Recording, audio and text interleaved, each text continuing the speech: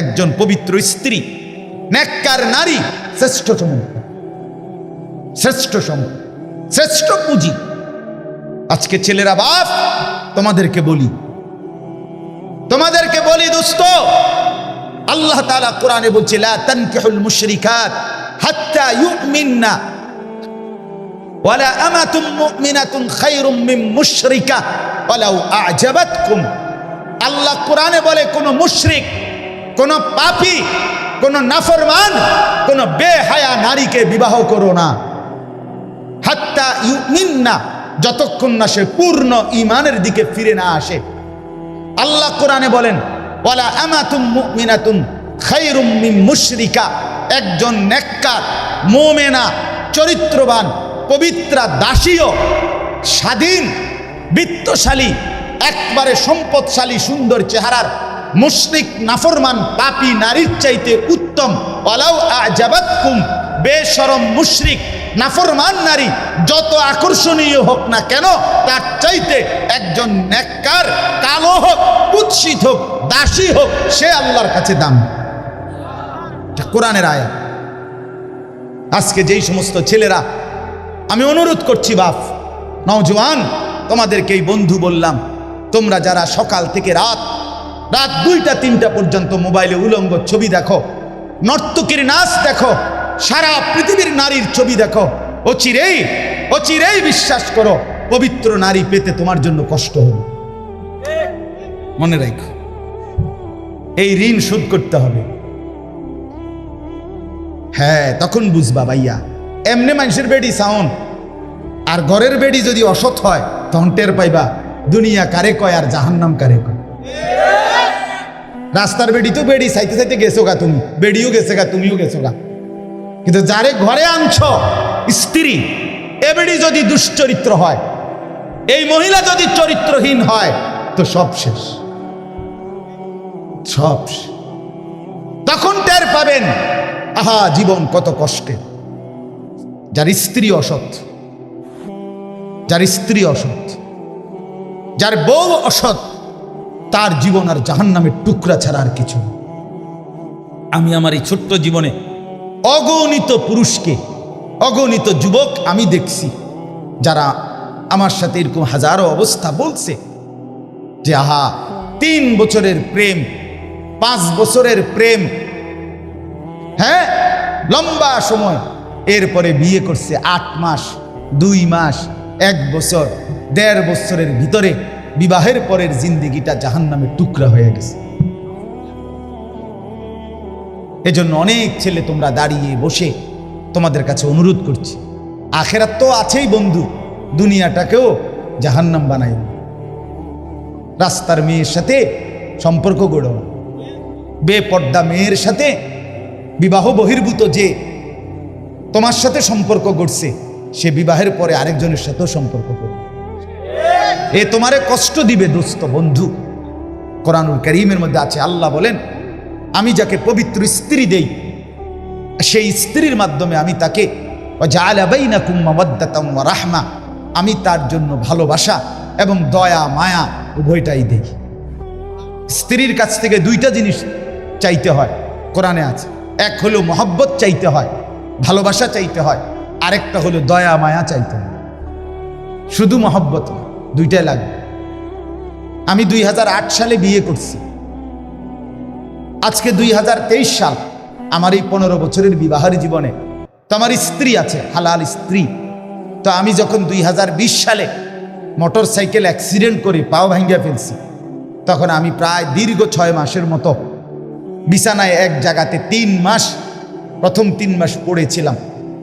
Hospital থেকে আইনা আমারে যেখানে রাখছে ওইখানেই আমি পড়েছিলাম, এক সুতা নড়াচড়া করতে পারি নাই। পেশাব পায়খানা, অজু, গোসল, খানা, খাদ্য সব কিছু এই এক জায়গায়। তো সেই 6 মাসের লাগাতার আমার রাত দিনের সমস্ত খেদমত দয়া মায়া করে আমার বিবি করছে। এটা রাস্তার নর্তকীর থেকে তুমি পাইতা না, এটা মিলবে না। এজন্য স্ত্রী মানে শুধুই কি না উপভোগের সামগ্রী না, সে ভালোবাসারও জন, দয়া মায়ারও জন। দয়া মায়াও দরকার, দয়া মায়াও দরকার। আজ তুমি যদি চরিত্র নষ্ট করো, অচিরেই তোমার জন্য চরিত্রহীন নারী মিন। এটা কোরআনের ওয়াদা, আল্লাহর একেবারে ডাইরেক্ট ওয়াদা। ডাইরেক্ট ওয়াদা শুনে দেখি, কোরআনের আয়াত শুনে। এই যে দেখেন আল্লাহ তাআলা কোরআনে বলছেন সূরা নূর, আল খাবিসাতু লিল খাবিসিন, খবিস পুরুষের জন্য খবিস নারী, আল খাবিসুনা লিল খাবিসাত, খবিস নারীর জন্য খবিস পুরুষ। এই ডাইরেক্ট কোরআনের আয়াত, ঠিক কইলেও ঠিক, ঠিক না কইলেও ঠিক। বুঝেন না, এটা কোরআনের আয়াত না, এটা ঠিক কইলেও কি ঠিক, ঠিক না কইলেও কি। এই যে অত্তাইয়িবাতু লিত্তাইয়িবিন অত্তাইয়িবুনা লিত্তাইয়িবাত, রব্বুল আলামিন বলেন আর পবিত্র পুরুষের জন্য পবিত্র নারী, পবিত্রা নারীর জন্য পবিত্র পুরুষ। হ্যাঁ, টিট পর টেট নাকি, ইট মারলে পাটকেল খেতে। তার মানে হলো আজকে তুমি নষ্ট হইলা, ও চিরেই তুমি নষ্টটাই নিতে। এ বেশি দিন লাগবে না, রঙের গুড্ডি কাইটা যায় না, গুড্ডি কাইটা যায় না, এই রঙের গুড্ডি দেখতে দেখতে নাই বন্ধু। এই জন্য নষ্ট হয়েও না, হায়াত লম্বা। আল্লাহ হায়াত দিলে, আল্লাহ যদি বাঁচায় রাখে 60 বছর, আল্লাহ বাঁচায় রাখলে 70 বছর, ফুর্তি করলা তামসা করলা নয়তো 7 বছর, নয়তো 10 বছর যন্ত্রণা ভুগতে হবে, নয়তো 40 বছর দুনিয়াতেই মিয়া। এরপরে আখিরাত সেটা তো আছে, সেটা তো পরের বিষয়। দুনিয়াতেই যন্ত্রণা ভোগ করতে হবে। আল্লাহ তাআলা আমাদেরকে বুঝার তৌফিক দান করেন। আমি লম্বা করলাম এই প্রসঙ্গটা, এতক্ষণ ধরে বলার উদ্দেশ্য এই কথাটাই বুঝানো। তোমরা অনেক ছেলে বাপ, তোমাদের জিন্দিগি যদি সুন্দর হয় তোমারই ভালো। আমি তোমার জন্য আটকায় যাব না, তুমি আমার জন্য আটকায় যাবা না, এটাই সহজ। আমার বয়ানের পরে আমি আমার পথে চলে যাব, তুমি তোমার পথে চলে যাবা, কেউ কারো জন্য আটকায় না। কিন্তু তোমার নিজের জীবন যদি আটকায়া যায় নিজের কাছে, তাহলে তো তুমি কষ্ট করো। আপনজন বড় অভাব। আজকে যদি ধরে ধরে আমাদের সন্তানদেরকে না ফিরাই, তোমরা যদি না ফিরে আসো, তোমরা যদি নিজেকে সুন্দর না বানাও, খোদার কসম নিজেও কষ্ট পাবে। আর যুবকরা যদি ফিরে না আসে, ইসলামের বিজয় আসবে কোত্থেকে? দ্বীনের বিজয় আসবে কোত্থেকে বন্ধু? এজন্য আজকে আমরা নওজোয়ানদের বড় বেশি পরিবর্তন চাই, বড় পরিবর্তন চাই, বড় বেশি চাই। মুসলমানের ছেলেরা যদি নামাজি হয়, আরে বিশ্বাস করেন না, আমার একটা ব্যক্তিগত কথা আছে, এটা আমার হৃদয়ের কথা, আমার আবেগের সবটুকু দিয়ে আমি বলতে চাই, মুসলমানের যুবকরা যদি শুধু 2টা জিনিস করে, একটা জিনিস হলো নিজের মাথার চুল চতুর্দিক থেকে সমানভাবে কাইটা চেহারা সুরত যদি মুসলমানের মতো বানায়, আর 5 ওয়াক্ত নামাজ, বিশেষ করে ফজরের নামাজ যদি মুসলমানের যুবকরা পড়তে শুরু করে মসজিদে গিয়ে, আর চেহারা সুরত আর চুলটা ঠিক করে, আল্লাহর কসম গোটা পৃথিবীর কাফের আর বেঈমান বুঝবে মুসলমানের যুবকরা নড়ে চড়ে বসছে। এরা বুঝবে মুসলমানের সবচেয়ে বড় সম্পদ যুবক, তারা ইসলাম নিয়ে ভাবতেছে, আগামী দিন নিয়ে ভাবতেছে। ইনশাআল্লাহ এই যুবকদের দ্বারাই মাহাদির পক্ষে এরা লড়বে, দাজ্জালের বিরুদ্ধে লড়াই।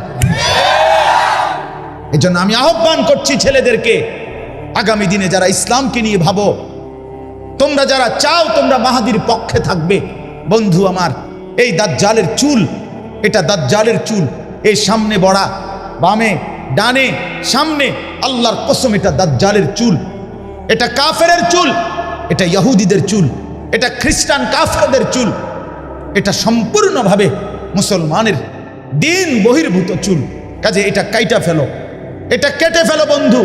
যদি মার পবিত্র দুধ খেয়ে থাকো, আরেকবার প্রয়োজনে মোবাইলে দেখো ফিলিস্তিনের গাজা উপত্যকার মধ্যে কি পরিমাণ মার রক্তে জমিন ভেসে গেছে, কি পরিমাণ মজলুম ভাই, ছোট্ট মাসুম বাচ্চা রক্তে গড়াগড়ি খাচ্ছে। মুসলমানের লাশ, গতকালকে পত্রিকা আসছে, মুসলমানের লাশ কুকুরে কামড়াইতেছে, মুসলমানের লাশ মাটিতে দাফন করার সুযোগ পাচ্ছে না।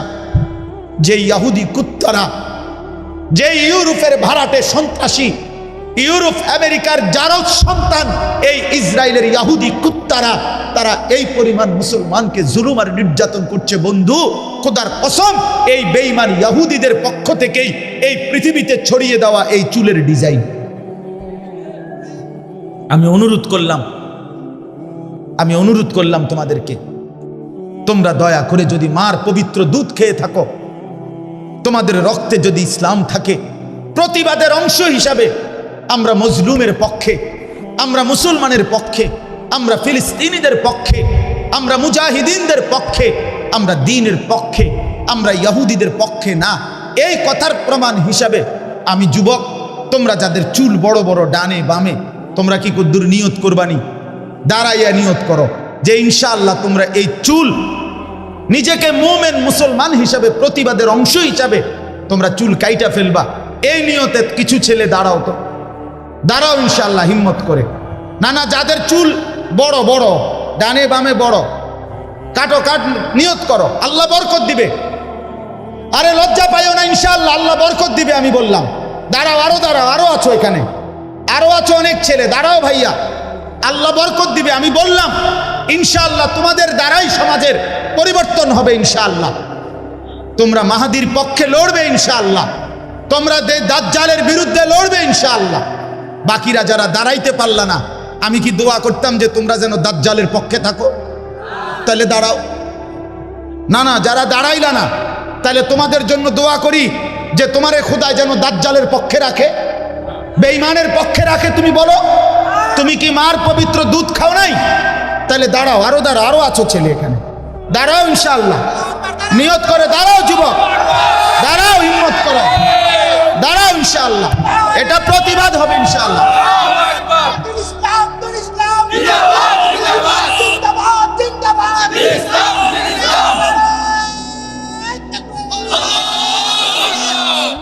আমরা প্রত্যেকেই বসো ভাইয়া, আমার অনুরোধ এটা, তোমাদেরকে ফিরতেই হবে, তোমরা নড়তে হবে, তোমরা নড়ে চড়ে বসতে হবে ছেলেরা। তোমরা একথা বেঈমানকে বুঝাইতে হবে, আমরা মুসলমানের এত লক্ষ কোটি যুবক মরে যাই নাই, আমরা হারিয়ে যাই নাই, আমরা আমাদের মজলুমের রক্তের বদলা চাই, আমরা মোমেনের রক্তের তাজা খুনের বদলা চাই। আরে আল্লাহর কাছে বলো যে রব্বে করিম, আপনি আমাকে সুযোগ দেন, আমি মজলুমের জন্য জান দিয়ে দিতে রাজি আছি। এটা চাইতে হবে বন্ধু, আল্লাহর কাছ থেকে তৌফিক চাও। মাত্র 92 লক্ষ কাফের ইহুদি, 1 কোটি না, 23 লক্ষ মুসলমান গাজা উপত্যকায়। বিশ্বাস করো বাপ, একটা মুসলমানের একটা ঘর ভিটা মাটি আর মাটির উপরে নাই।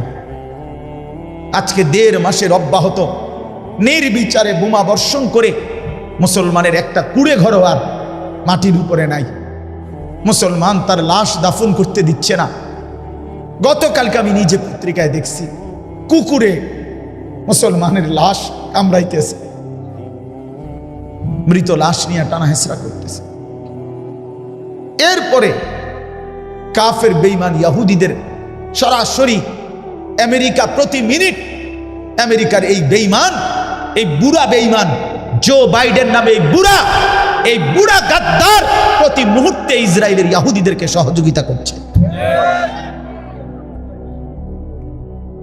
অতএব এত রক্ত, এত লাশ, মুমিনের এত পবিত্র দেহ এইভাবে অকাতরে রক্তে গড়াগড়ি খাচ্ছে, শহীদ হচ্ছে, এরপরেও কি আমাদের ফিরবার সময় হয় নাই? বলো না ভাইয়া, এরপরেও আমাদের আল্লাহকে ডাকার টাইম হয় নাই? এরপরেও কি নামাজের সময় হয় নাই? আহা, কার আশ্রয়ে জীবন কাটাচ্ছ ছেলেরা? বাপ, সারাদিনে যারা 1 ওয়াক্ত নামাজ পড়ো না, আল্লাহকে তো ছেড়ে দিলা বুঝলাম, কিন্তু কার আশ্রয় নিলা? ঠিক আছে, ধরে নিলাম তুমি আল্লাহকে ছেড়ে দিছো, আল্লাহকে পছন্দ হচ্ছে না, আল্লাহ তোমার লাগবে না, আচ্ছা বুঝলাম, তো এরপরে কার থেকে নিরাপত্তা নিবা? কে নিরাপত্তা দিবে? সারাদিন সারা রাত মোবাইলে 2 আঙ্গুলে টিপ্পা, উলঙ্গ ছবি যে দেখো, নারীর ছবি যে দেখো বন্ধু, আল্লাহকে তো ভুলে গেলা। এখন কার আশ্রয়ে, কার নিরাপত্তা নিবা?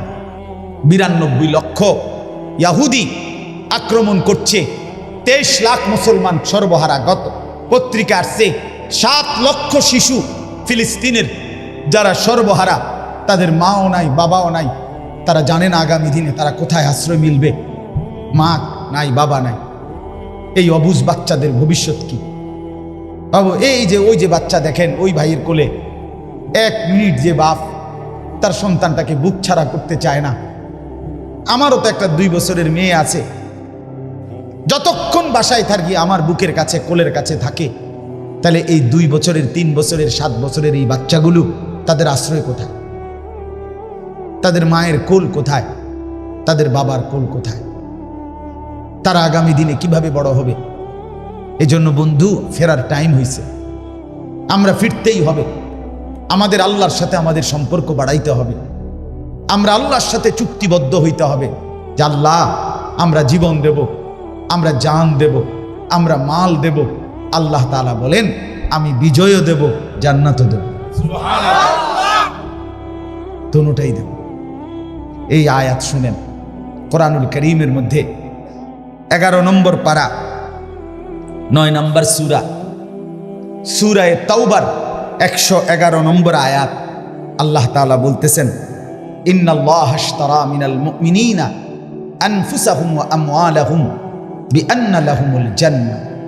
আল্লাহ তাআলা বলে নিশ্চয়ই আল্লাহ সমস্ত মুমিনদের থেকে কিনে নিয়েছেন তাদের জান এবং মাল। তাহলে আল্লাহ হলেন ক্রেতা, আমরা ইমানদাররা হলাম বিক্রেতা। আমরা বিক্রি করতে চাই জান এবং মাল, আল্লাহও কিনতে চায়। আল্লাহকে শুধু প্রশ্ন করি, আল্লাহ মূল্য দিবেন কি? আমরা যে দেব বেচমু, দাম শোধ করবেন কি দিয়া? আল্লাহ বলেন বিআন্না লাহুমুল জান্নাহ, জান আর মাল দাও, আমি আল্লাহ তাআলার জান্নাত বুঝে নাও। আল্লাহ বলেন এবার যদি রাজি থাকো তাহলে এখন কি করতে হবে? ইউকাতিলুনা ফি সাবিলিল্লাহ, জীবনের প্রতি মুহূর্তে আমি আল্লাহর রাস্তায় জান বাজি রেখে জিহাদ করতে হবে। নিজের জীবন বিলিয়ে দেওয়ার সর্বোচ্চ স্বপ্ন রাখতে হবে। নামাজ, রোজা, হজ, যাকাত, জিকির, তেলাওয়াত, হালাল হারাম এটা যেমন করণীয়, জিহাদ ফি সাবিলিল্লাহ এটাও করণীয়। আল্লাহর রাস্তায় শাহাদাত হওয়ার, কলিজা বিলিয়ে দেওয়ার স্বপ্ন দেখা, এটাও সমানভাবে গুরুত্বপূর্ণ। অতএব আল্লাহ বলেন এই লেনদেন করো, এই সিদ্ধান্ত নাও যে জান দেওয়ার সময় হলে জান দিবা, মাল দেওয়ার সময় হলে মাল দিবা, আমার রাস্তায় জিহাদ করবা। ফায়াকতুলুনা ওয়া ইউকতালুন, হয় নিজে মারবা নয় নিজে মরবা। আল্লাহ বলেন বিনিময়ে আমি জান্নাত দেব। তুমি যদি বিজয়ী হও তাইলেও জান্নাত, তুমি যদি শহীদ হও তাইলেও জান্নাত। সুবহানাল্লাহ। এই জন্য ফিলিস্তিনের হামাস মুসলিম মুজাহিদ যারা যুদ্ধ করছে, জিতলেও তাদের জান্নাত, শহীদ হলেও তাদের জান্নাত। বলেন আলহামদুলিল্লাহ। এরপর আল্লাহ বলেন ওয়াদান আলাইহি হাক্কান, আমার এই কথা কিন্তু সত্য সত্য ওয়াদা। তুমি তোমার জান মাল আমাকে দাও, আমার থেকে জান্নাত বুঝে নাও। আমার রাস্তায় জান মাল দিয়ে জিহাদ করবা, মারবা কিংবা মরবা, বিনিময়ে জান্নাত দেব, এটা আমার সত্য সত্য ওয়াদা। আর নতুন ওয়াদা না, ইতিপূর্বে ফিত তাওরাত ওয়াল ইনজিল ওয়াল কোরআন, আমি তাওরাত কিতাব, ইনজিল কিতাব আর এখনকার এই কোরআন, সবগুলো কিতাবের মধ্যে আমি এই একই সিদ্ধান্ত বারবার নাজিল করেছি। জীবন দাও আমার জন্য, মাল দাও আমার জন্য, আমার থেকে জান্নাত বুঝে নাও। এরপরে আল্লাহ বলেন ওমান আওফা বিআহদিহি মিনাল্লাহ, আর শুনে নাও আমি আল্লাহর চাইতে ওয়াদা রক্ষাকারী, ওয়াদা পূরণকারী আমার চাইতে অধিক বেশি আর কেউ নয়।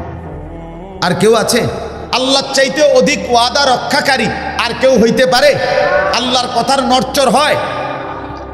ফাস্তাবশিরু বিবাইইকুমুল্লাযী বায়াতুম বিহ, অতএব হে আমার মুমিন বান্দারা, তোমরা আমার সাথে যেই ওয়াদা করেছো, এই ওয়াদার বাস্তবায়ন করে জান্নাত পাইবা, এই সুসংবাদ নিশ্চিন্তে গ্রহণ করো, ঘাবড়াইও না। ওয়াযালিকা হুয়াল ফাওজুল আযীম। আল্লাহ তাআলা বলেন আর এটাই হচ্ছে সবচেয়ে বড় সফলতা। বলেন আলহামদুলিল্লাহ। আপনাদের কাছে আমার আর 5টা মিনিট কথা আছে।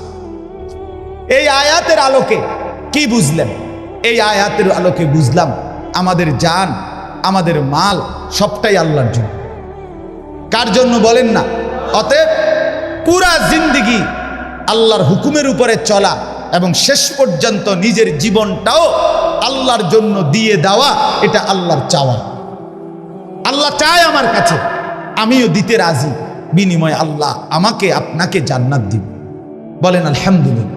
অতএব আজকে এই লম্বা সময়ের কথাতে আমি আপনাদের কাছে যে অনুরোধটা করতে চাই, আজকে বিশ্বাস করেন ইসরায়েলের যে ইহুদিরা এই মুহূর্তে ফিলিস্তিনের মজলুম মুসলমানদের উপরে জুলুম করছে, বন্ধু আমার বিশ্বাস করেন, 1 নম্বর কথা হলো ইসরায়েলের ইহুদিদের আকীদা, বিশ্বাস যে শেষ জামানায় যে দাজ্জাল আসবে, আমরা যাকে বলি দাজ্জাল, ইহুদিদের কথা হলো তিনি হবে মসিহ।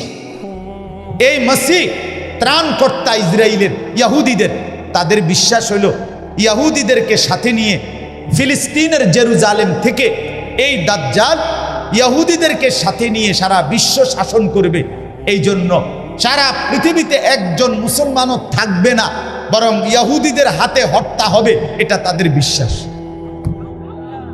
এজন্য শুধু ফিলিস্তিনের বিরুদ্ধে তাদের লড়াই না, বরং 180 কোটি মুসলমানকে নিশ্চিহ্ন করা, এটা তাদের লড়াই। এজন্য বন্ধু ভুলে গেলে চলবে না। 2 নম্বর কথা হলো গোটা মধ্যপ্রাচ্য দখল করে একবারে মিশরের নীল দরিয়া, ইরাকের ফোরাত এবং রসুলুল্লাহর মদিনা, একবারে স্পষ্ট তাদের বক্তব্য এটা ইহুদিদের, এই পুরাটা মধ্যপ্রাচ্য আরব বিশ্ব দখল করে সবটার মধ্যে একটি গ্রেট ইসরায়েল রাষ্ট্র প্রতিষ্ঠা করা, এটা তাদের স্বপ্ন, এটা তাদের সিদ্ধান্ত। এজন্য এরা যদি এখানে টিকে যায়, তাহলে আগামী দিনে আমরা 180 কোটি মুসলমানের অস্তিত্ব হুমকির মুখে পড়ব। এই কালসাপ যদি এখানে জায়গা পায়, তাহলে এর ছোবল আমাদের প্রত্যেকের গায়ে পড়বে। এজন্য বন্ধু আমার, আমরা আমাদের আল্লাহর সাথে সম্পর্ক বাড়াইতে হবে। আমরা সবাই মনে রাখতে হবে ফিলিস্তিন শুধু ওই অঞ্চলের মুসলমানের না, বরং ফিলিস্তিন 180 কোটি মুসলমানের। আমাদের প্রত্যেকের, আমাদের নারী পুরুষ শিশু প্রত্যেকের জবানে আমরা এটা মনে রাখতে হবে, ফিলিস্তিনের সম্পর্ক। এবং আমরা প্রত্যেকে আমাদের আল্লাহর সাথে সম্পর্ক বাড়াইতে হবে। এজন্য আমি অনুরোধ করছি, ছেলেরা, যুবকরা, অনেক যুবক, তোমাদের কাছে এই বন্ধুর আবেদন, এই ভাইয়ের আবেদন, তোমরা নিজের জীবন সুন্দর করো। আমার বাপ, আমরাও বড় মুসিবতের মধ্যেই আছি। অতএব আমরা প্রত্যেকেই সার্বক্ষণিক অনিরাপত্তা আমাদের জন্য। পৃথিবীর সর্বত্র মুসলমান যদি নির্যাতিত হয়, এমন কি হতে পারে না অচিরেই আমাদের এই অব্যাহত নাফরমানি আর অশ্লীলতা, বেহায়াপনা, আমাদের এই বেনামাজি জিন্দিগি আর বেপর্দা জিন্দিগির কারণে আমাদের উপরে আযাব আসতে পারে না? আমাদের উপরে কাফের মুশরিকদের নির্যাতন হতে পারে না? সেদিন আমাদের আশ্রয় মিলবে কোথায়? আমাদের আল্লাহ ছাড়া আমাদের আশ্রয় নাই, আমাদের কোনো জাতিসংঘ নাই, আমাদের জন্য কোনো মানবাধিকার সংস্থা নাই, আমাদের জন্য কোনো আন্তর্জাতিক আইন নাই, মুসলমানের কিচ্ছু নাই, মুসলমানের জন্য কেউ নাই। খোদার কসম, মুসলমানের আছে শুধুই একজন, তিনি আমাদের আল্লাহ। অতএব আল্লাহর সাথে সম্পর্ক বাড়া, আল্লাহর সাথে সম্পর্ক বাড়া। আমার বাবারা, আমার ছেলেরা, আমার পর্দার আড়ালের মারা, নিজেদেরকে ফিরান, নিজেকে নিয়ন্ত্রণ করেন।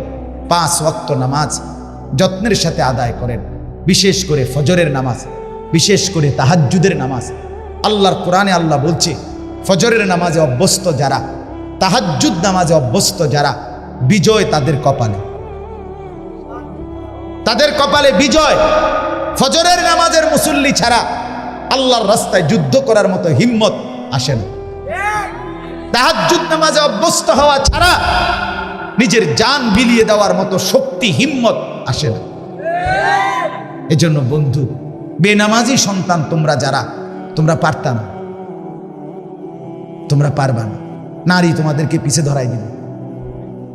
মদের নেশা, জুয়ার নেশা, মোবাইলের নেশা, তোমাদের অব্যাহত গুনাহ তোমাদের শরীরকে নিস্তেজ বানায় দিবে। তোমরা পারবা না। এজন্য দয়া করে ফিরে আসো নামাজের দিকে, আল্লাহর দিকে, আখিরাতের দিকে, সেজদার দিকে। ইনশাআল্লাহ জীবন সুন্দর হবে, দুনিয়াও সুন্দর হবে, আখিরাতও সুন্দর হবে। সর্বশেষ কথা হলো, একটা প্রতিবাদ তো আমরা বললাম যে আমাদের ছেলেরা যদি নামাজি হয়, ছেলেরা যদি চেহারা, সুরত, চুল, লেবাস ঠিক করে, ইনশাআল্লাহ বেঈমান বুঝবে মুসলমানের সন্তানরা নড়ে চড়ে বসছে। আর 2 নম্বর কথা হলো, আপনাদের সবার কাছে, আপনারা প্রত্যেকেই, সারা পৃথিবীর ওলামায়ে কেরাম বারবার অনুরোধ করতেছে, আপনাদের কাছে আমরা অনুরোধ করছি, প্রতিদিন আমরা বলতেছি, সর্বান্তকরণে আমরা সর্বোচ্চ চেষ্টা করে মার্কিন এবং ইসরায়েলি পণ্য বর্জন করবেন। বলেন ইনশাআল্লাহ। এটা এই মুহূর্তে একটা বড়সড় প্রতিবাদ, বড়সড় প্রতিবাদ। মাকে এদের বলবেন, বোনকে বলবেন, লাক্স সাবান, ডাব সাবান যেন ব্যবহার না করে, Fair and Lovely, Pond's cream যেন ব্যবহার না করে, ক্লোজ আপ, পেপসুডেন্ট যেন ব্যবহার না করে, পেপসি, 7 আপ, কোক এগুলো যেন ব্যবহার না করে। কিনলে একটা পানি আছে, কিনলে, আরটা হলো একুয়াফিনা, এই 2টা পানির বোতল সরাসরি ইসরায়েলের, এই 2টা পানি ব্যবহার না করা। সার্ফ এক্সেল, হুইল পাউডার এগুলো যেন ব্যবহার না করে। রিন, একই, এগুলো।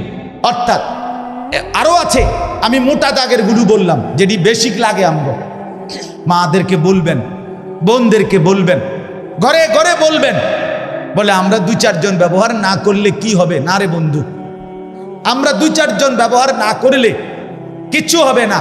ব্যবহার না করলে আমাদের ইমানের হক আদায় হবে, মজলুমের প্রতি সামান্য হলেও সমবেদনা জানানো হবে। যাদের রক্তে, আমার মা বোনের রক্তে ভাসছে, ওই বেঈমানদের পণ্যের উপরে আমরা থুতু মারলাম, থুতু মারলাম, থুতু মারলাম, আমরা থুতু মারলাম। অতএব আমরা প্রত্যেকে ইনশাআল্লাহ হিম্মতের সাথে বলবেন তো ইনশাআল্লাহ, চেষ্টা করবেন, চেষ্টা করবেন। আমি গত সপ্তাহে 2 জায়গায় ছিলাম, দোনো জায়গায় গোসলের সময় লাক্স সাবান দিছে। 2 বাড়িতে মাহফিলের কারণে আসি নাই, দোনো জায়গায় সাবান ছাড়াই গোসল করছে। আমি বলছি না, ব্যবহার করব। হুজুরটি ফুরান, আগের কিনা, আমি আগের কিনাও ব্যবহার করব। আমার মাদ্রাসায় বলার পরে 400-র মতো ছাত্র আমার, আলহামদুলিল্লাহ, সমস্ত ছাত্র তাদের যার কাছে যতগুলো মার্কিন পণ্য আছে, এই ছোট ছোট শ্যাম্পু, সাবান, ক্লোজ আপ, টুথপেস্ট যা আছে, মানে 3 বালতি আমার মাদ্রাসার বাচ্চারা জমা দিয়ে ফেলাই দিছে, সব ফেলে দিছে। ইনশাআল্লাহ সারা পৃথিবীর মধ্যে, মুসলমানদের মধ্যে এই বয়কট, বর্জন, এটা অনেকভাবে একটি কার্যকর, এই মুহূর্তের একটি প্রয়োজনীয় কাজ আমাদের, আমরা চেষ্টা করব। ঠিক আছে ইনশাআল্লাহ। যুবক ভাই, তোমরাও নিজের ডানে বামে বন্ধু, দোস্ত, আহবাবদেরকে মনে করায় দিও, দেখবা এতে করেও বড় প্রতিবাদ হবে। আর সর্বশেষ কথা হলো, কোনোভাবেই হতাশ হবেন না, ইনশাআল্লাহ জিতবে ফিলিস্তিন। বলেন জিতবে কে? আবার বলেন, আবার বলেন, আরো জোরে, জোর হলো না, সবাই মিলে জিতবে কে? জিতবে কে? আরো জোরে, ইনশাআল্লাহ ফিলিস্তিন জিতবে। হামাসের মুসলিম মুজাহিদরা জিতবে। যে রক্তে মোমেনের লাশ পড়ছে, যেখানে মোমেনের তাজা খুন ঝরেছে, সেখানে কালেমার পতাকা উড়বেই উড়বে। ইমানের পতাকা, বিজয়ের পতাকা উড়বে ইনশাআল্লাহ। ইসরায়েল হেরে যাবে, ইহুদি কুত্তারা হেরে যাবে ইনশাআল্লাহ, হেরে যাবে। হতাশ হবেন, হতাশ হবেন। আল্লাহকে বলেন, রব্বে করিমের সাথে সম্পর্ক বাড়ান। আল্লাহ তাআলা আমাদেরকে তৌফিক দান করেন, কবুল করেন, আমিন। আমার ভাই, আমরা প্রত্যেকেই নিজেদের ঈমান আমলের দিকে যত্নবান হব। এশার নামাজ পড়বেন, এখন থেকেই নিজের পরিবর্তন শুরু করেন। আমার যে ছোট্ট মাদ্রাসা আছে ময়নামতি সাহেবের বাজার মাদ্রাসায় আশরাফুল উলুম, ওই মাদ্রাসায় প্রত্যেক মাসের 2য় শনিবার মাসিক ইসলাহি মজলিস হয়। আসর থেকে এশা পর্যন্ত বয়ান হয়। আপনাদেরকে দাওয়াত দিলাম, যুবক ভাইদেরকে। এই আপনাদের কাছাকাছি ময়নামতি সাবের বাজার বলে যেটারে, এই সাবের বাজার গরু বাজারের পাশে আমাদের মাদ্রাসা। আপনারা যাওয়ার চেষ্টা করবেন প্রতি মাসের 2য় শনিবার। আমার গাড়িতে আমরা ছোট্ট 2টা বই আমার একজন বড় বুজুর্গ খুলনার হজরত, ওনার বই বিক্রি করি। আপনার রাসূলুল্লাহ সাল্লাল্লাহু আলাইহি সাল্লাম তাহাজ্জুদ নামাজ রাত্রিবেলা কিভাবে পড়তেন, কতক্ষণ পড়তেন, কি পড়তেন, সব কিছু নিয়ে বিস্তারিত নবীজির দোয়া, মুনাজাত এবং তাহাজ্জুদ নামাজের বর্ণনা এই কিতাবে আছে। রাসূলুল্লাহ সাল্লাল্লাহু আলাইহি সাল্লামের উপরে সাহাবায়ে কেরাম যেই দুরুদ শরীফ পড়তেন, এমন 40টা দুরুদ এবং নবীজিকে স্বপ্নে দেখার আমল কি, এই ছোট্ট বইটাতে আছে। আমার বাংলাদেশের একজন অন্যতম বুজুর্গ খুলনার আল্লামা মুফতি নুরুল আমিন সাহেব হজরতের লিখিত এই দুইটা বই 220 টাকা মূল্যে আমরা বিক্রি করি। আমার কোনো বেনিফিটের জন্য না, এটা খুব ফায়দা, আমরা নিজেরা আমল করি। এই জন্য আপনাদের কাছে বললাম, যদি সুযোগ হয়, দরকার হয়, আপনারা যাওয়ার সময় কিনে নেবেন। আল্লাহ তাআলা তৌফিক দেন, আল্লাহ কবুল করেন। সুবহানাল্লাহি ওয়া বিহামদিহি, সুবহানাল্লাহ।